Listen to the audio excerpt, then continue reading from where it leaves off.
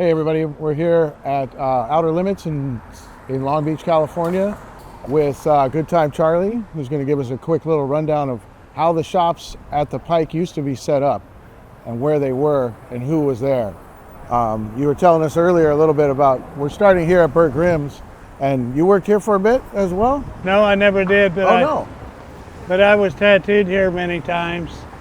I showed up here in 1959 to begin with, and I was tattooed by Burt Grimm the first day that I walked in the place, and then I ended up being tattooed by him twice, tattooed by him 2 times.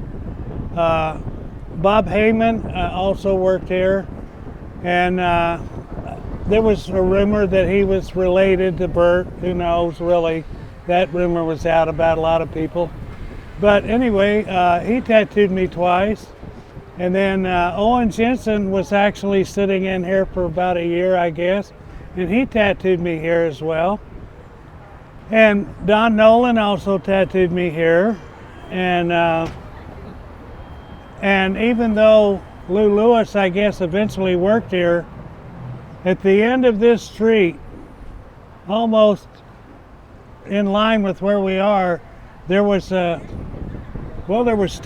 stairwell that came down that building like this, a cement stairwell, and halfway down he had a shop there. And directly behind him, on the opposite side of that block, Fred Thornton had a place. And it was like a little shotgun shop, you know, it was like 8 feet wide and 20 feet long or something, you know. Those were the guys that were right here on this area. And then in this next block here, we're going to walk down to on Chestnut. I got my tattoo right here. Yeah? One tattoo by Pops did my tattoo. By who? Pops did my tattoo. Oh, Pops, really? yeah. Yes. Right on. But I don't want to be in your vids, so let me get out of your way. Too late. Aye. But no, Pops did this for Mother's Day. That's from on his hand. He did that. Who did it? Pops. Yeah. Pops, the old guy. Well, Before it became Outer Limits, it was still the tattoo shop. Oh, Rick Walters. Yes. Rick Walters is your tattoo. All right. Good. This song with this. All right. so right here in this vicinity was where Leroy Menu had a shop. And as I recall, Leroy never worked with anybody that I ever saw except Owen Jensen. And he let him sit in, and I always respected him for doing that, for giving Owen a place to be in his old age. And then I guess that's the last place he ever worked also. He got robbed and died as a result eventually of the beating he took from these guys. And he would have just gave him the money, but no, they had to get rowdy with him. Anyway, so that was the end of a legend right there for sure. Yeah. And on that corner, as we turn around, you'll see cars coming out of that building. Is there any shops on this side? No. No. On this side of this road, it was, well, where that bridge is going across, that from here, that whole area was filled with a bowling alley. That was the only thing on that side of the street, except when you went behind that bowling alley property, there was a spot called the Jungle. Anything and everything a man could ever want to buy in the way of sex, drugs, experiences was available. There was 3 or 4 story flats over there that rented by the hour. And so, needless to say, it was whoredom going on over there. And we had 500,000 sailors wandering the streets at that time. Just think of it, 500,000. That because Terminal Island and San Pedro, Long Beach, they were just full of ships all the time. Screwed and tattooed. Yeah, right? And so, and everywhere you went, it was white hats walking the streets. They called them in their uniforms. And so, anyway, that was where they all ended up if they had extra money. Were there shops down down Seaside? Now, this was the Midway here of the Pike. This is where the Midway was. And, well, maybe, I don't know exactly, but how wide it would be, but Right. this was the Midway because our shop was on the corner. Oh, your shop was Yeah, right over there? right over there. Okay. So that whole side and this whole side was nothing but joints where you knock down the dolls and, you shoot the rifles and all that shit, all the joints and and the hot dog places and then a little bit farther down you start getting into the games and all the eventually human attractions at the end. They had human oddities for a while there toward the end, and they actually discovered a mummy, a guy that was mummified in the fun house. Real human. Yeah. And everybody just took him as part of the scenery because he was just sitting in this chair, in a frozen state. And when you came by in that rickety old cart with the skeleton laughing and all that shit in the dark, all of a sudden the light flashes and there's this guy just sitting there. And they'd been in there since the 30s. I don't know if they ever identified him. Yeah, they did. yeah, it was identified. But yeah, anyway, so that was great, man. There was so many things to do. They had Light a Line and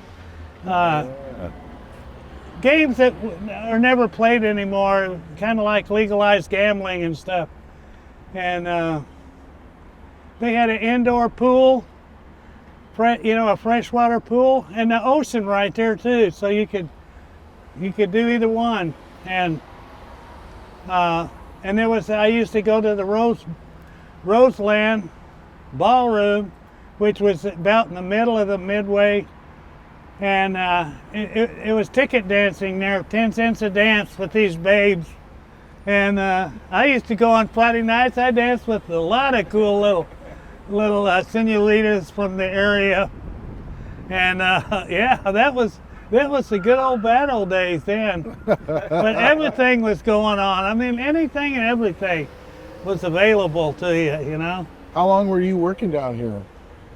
I worked here from 71, late 71 or 2, to 75 when I left. Okay.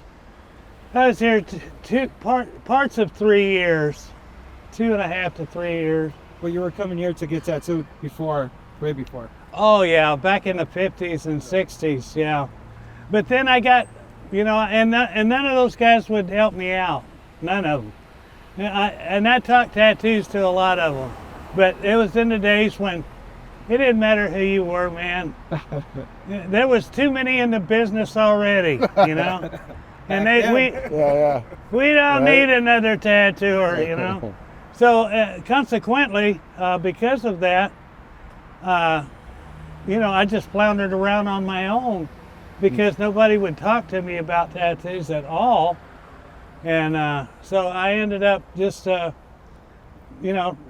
sticking with what I knew. And I lived in Whittier, and I just tattooed locally. Bunch of people, that were neighbors and friends of friends and stuff. And that's all I did for years because those guys would never cut loose with anything. But then when I got real mad one night and I said, I'm just sick of this shit. I know how to tattoo. And so I'm going to get some answers, by God. So when I went into, that one was the only one still open when I got down here at West Coast. West Coast. And so when I walked in, Mike Crow was an old hippie guy. He was a charcoal portrait artist. And he was good at that. Those quickie sketches with charcoal, But but the guy was drunk all the time. So he would start his shift with a brand new quart of tequila. And he'd crack the lid as soon as he came in. And he says, got to knock a couple inches off here to face those bastards out there. And so he dug up, you know. And so off and on through the night, after another tattoo, he'd go back there and hit it again.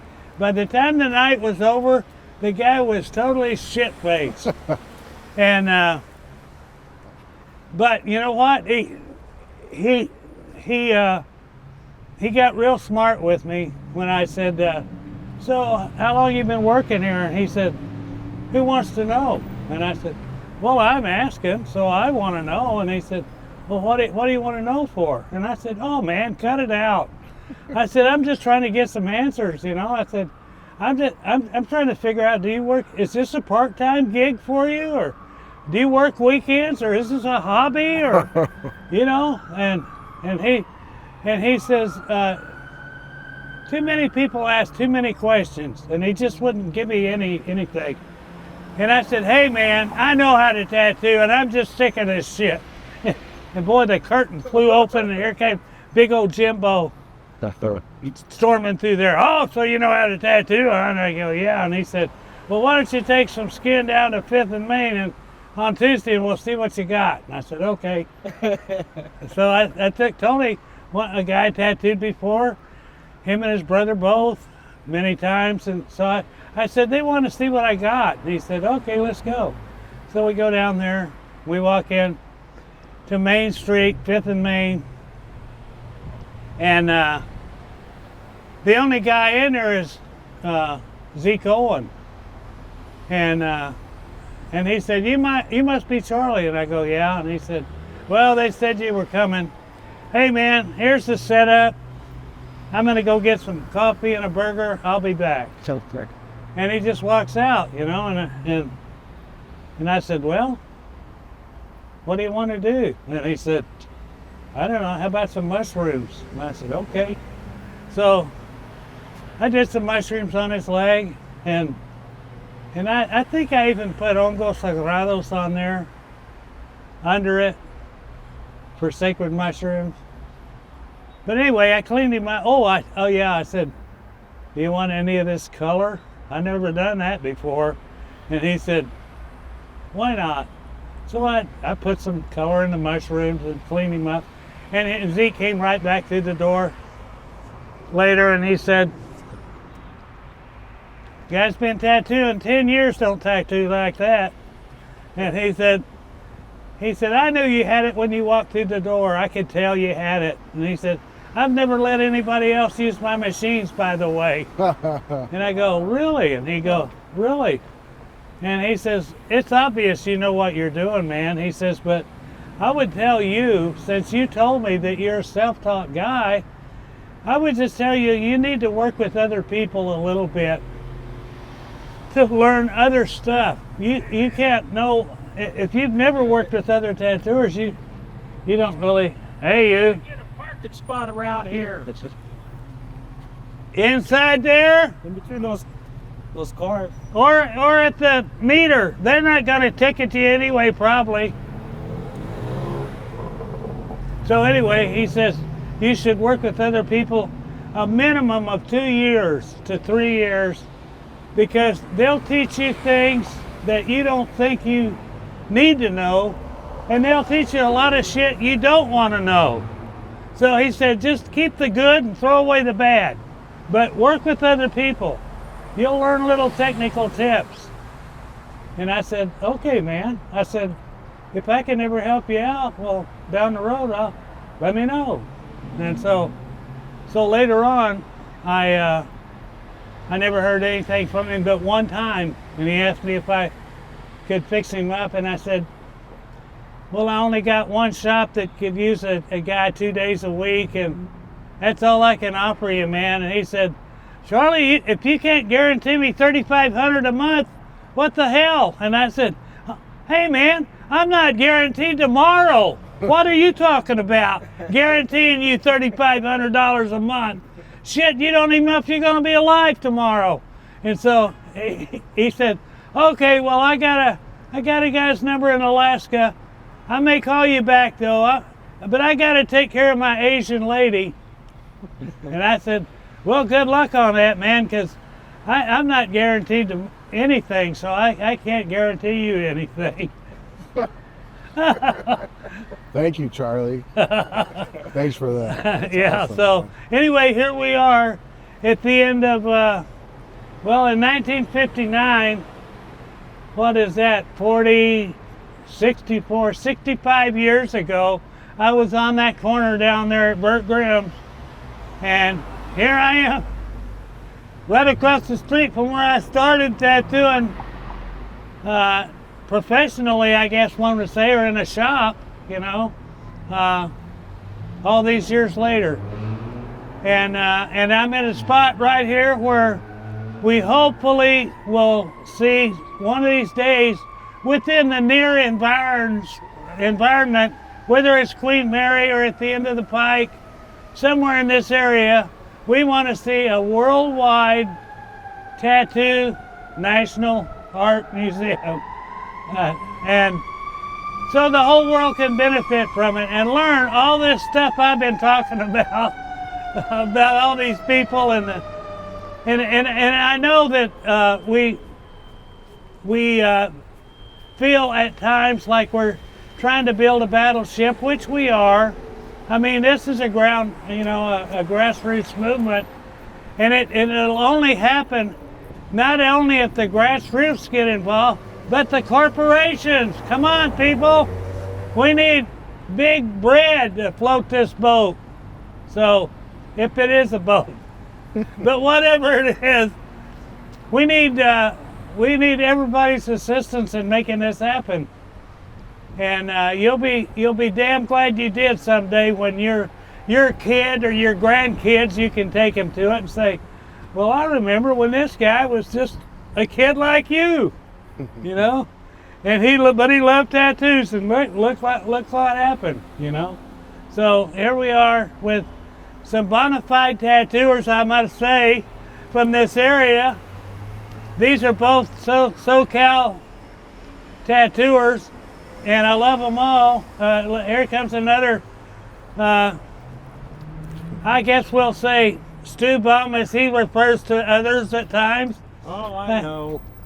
Most tattooers are a bunch of no good bastards.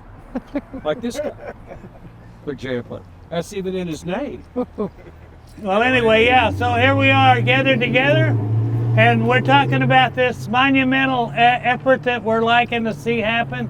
And so with your help, we're going to make it happen. And help us make it happen. Damn right. That goes triple for me, what he just said. Just saying. And so it's all about tattoo history. That's why we're talking on this corner right now. So let's spread the word and get this thing done. Let's get it.